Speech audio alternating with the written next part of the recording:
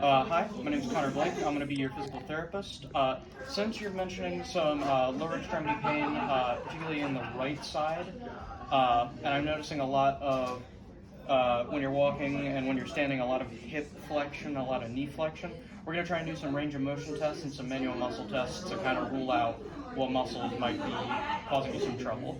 So first we're going to do a range of motion test of basically hip flexion. So if I can have you just lie on your back, and the motion we're going to do is basically you're just going to bring your knee to your chest almost. Am I good to lay hands? And excellent, thanks so much. Yeah, go ahead and just do the motion. Just okay, good. So for iliofemoral or hip flexion, the fulcrum for the goniometer will just be at the greater trochanter of the hip.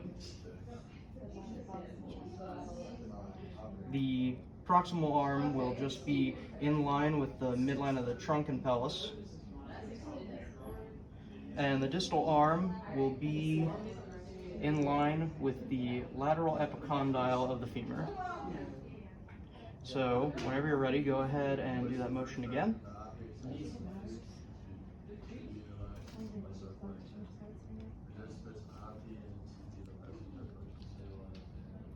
All right, and can you hold that for a second, please?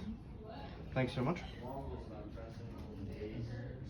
And for my measurement, I got about 113 degrees of range of motion. Can you go back to that position actually, please? And we're going to see if I'm just going to try and push you a little passively, just relax. Just kind of fully let the weight of your leg. And excellent. I can push slightly past the active range of motion.